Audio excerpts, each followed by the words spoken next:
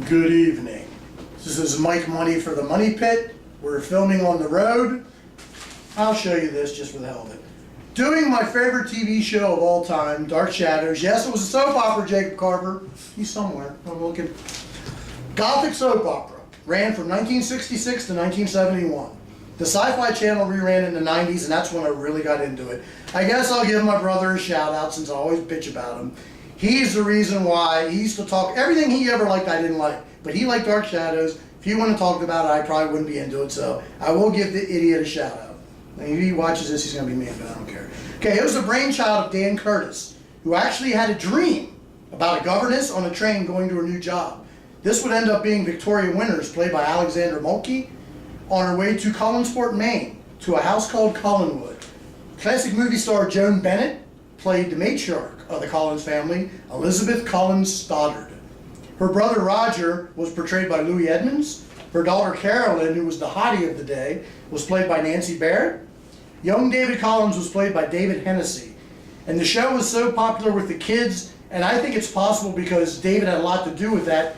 There was like a perspective from a young person. A lot of people told me that's why they liked the show as much as they did when they were younger. Some other early characters were Burt Devlin, played by Mitchell Ryan. Joe Haskell, played by Joel Carruthers. Maggie Evans, played by Catherine Lee Scott. And Conrad Bain, yes, I said it, Mr. fucking Drummond from Different Strokes. He was the hotel clerk. The ratings were very low at first, until Curtis put a ghost on the show. The ratings went up just a little bit, and fearing the show would be taken off the air, Curtis went full-blown supernatural. He first went with the story of Laura Collins, played by Diana Millay, who was a phoenix. For those of you who doesn't know, every 100 years the phoenix would rise from the ashes of a fire. She would come back to take her children with her to die in the fire. As the ratings were slowly climbing, Curtis added the character of Barnabas Collins, played by Jonathan Frid, who was a vampire. The ratings went through the roof. Not that roof, but... So Curtis was trying to figure out how to do this because he was originally going to be on for 6 weeks and get killed, stake in the heart. So he had to come up with a gimmick to keep him around, so he made him a reluctant vampire. He became a sex symbol. Seemed like every horny housewife in the world wanted Barnabas to bite him on the neck. Go figure. So, other characters at this time were Willie Loomis, played by John Carlin, and Dr. Julia Hoffman, played by Grayson Hall. The doctor would try to cure Barnabas, but it wouldn't last as we would meet Barnabas' mortal enemy, Angelique, played deliciously by Laura Parker. Angelique was one of the best characters ever on any TV show. The show actually went back in time to show what really happened to Barnabas. And this is interesting if you hear this. He was set to marry Josette Dupree, but while in Martinique he had an affair with Josette's servant, Angelique. Couldn't keep it in his pants. When he would try to blow off Angelique, she put the vampire curse on him. For what he didn't know, Angelique was a powerful witch.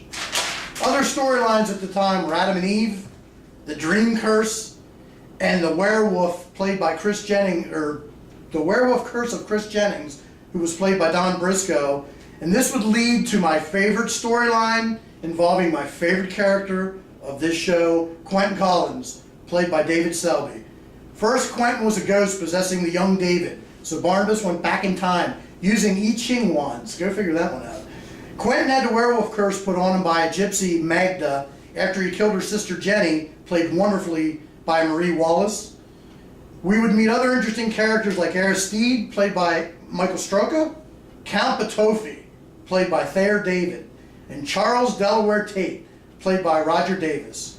They started to do storylines with Leviathans in parallel time, but when Barnabas became Bramwell, it was pretty much over for the show. While the show was still in the air and going strong, they released a theatrical movie, House of Dark Shadows, in 1970. It did real well, and it was unheard of for a movie to be made about a soap opera or any show that was actually still in the air.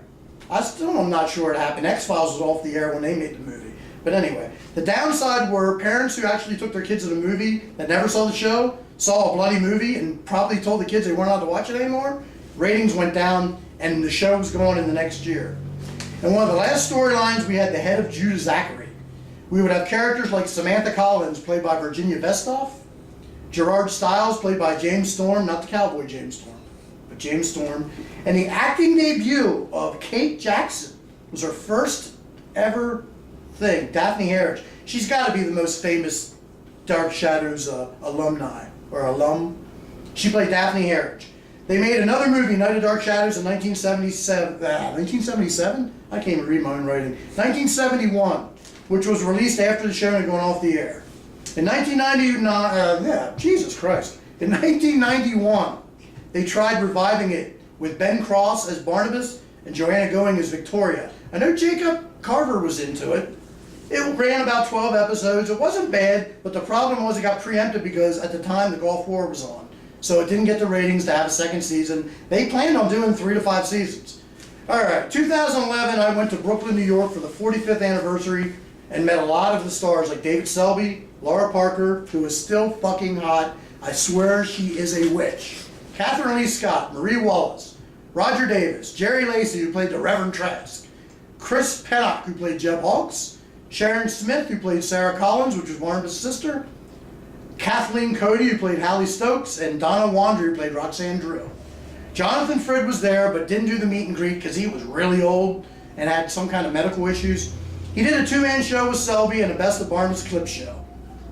Following year, Tim Burton and Johnny Depp made a major motion picture that I thought fucking sucked. Hold on, wait a minute. Let me tell you how I really felt. It fucking sucked. Okay. The only bright spots were Michelle Pfeiffer as Elizabeth Collins Stoddard and Chloe Grace Moretz as Carolyn. They made it a comedy, and this annoyed me to no end. Don't get me wrong, the original was shot on live tape, so the actors flubbed their lines, walked onto the set during the credits, you could see the boom mic on occasion, and things like that, etc. But it made it endearing to the fans, not a fucking joke, like they made it the Johnny Depp thing. Okay, 2012, I went to the Lyndhurst Estate in Tarrytown, New York, where they filmed the original movies. I would meet Nancy Barrett, who played Carolyn Stoddard, for the first time, and we had a very sweet moment, which I won't get into. I think I had a semi-stubby for a 72-year-old woman.